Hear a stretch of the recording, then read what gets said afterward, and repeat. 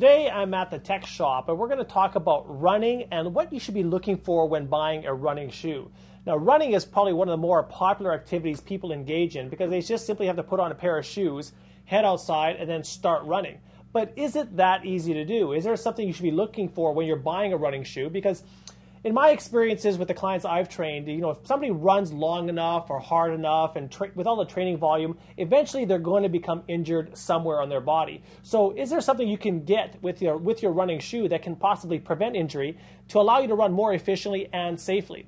Today we have Sherry from the tech shop who's going to join us, who is an experienced runner and has been working selling running shoes for a long time. So thanks for Sherry for coming on. Oh, no problem. So when people come in to buy a running shoe, is there some advice that you give them to make it fit perfectly for them?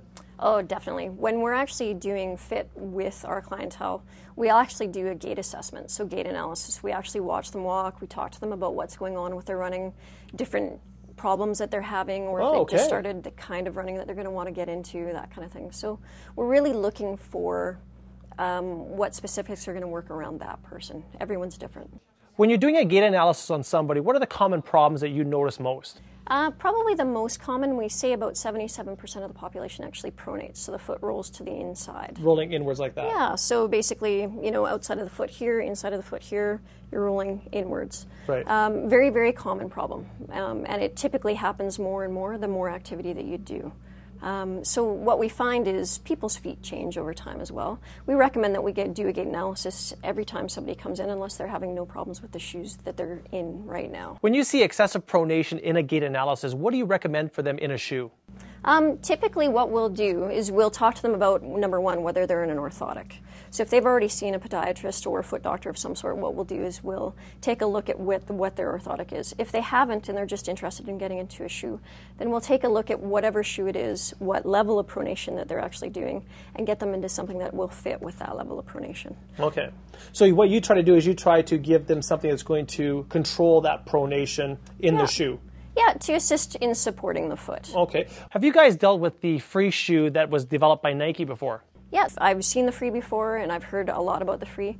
Very, very neutral shoe, very soft shoe. Allows the foot to do whatever it wants to do.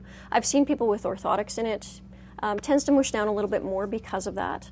And I've seen people that are quite neutral that really enjoy wearing the shoe as well. Okay. So if somebody did have excessive pronation, would you recommend the Free shoe by Nike? Typically not.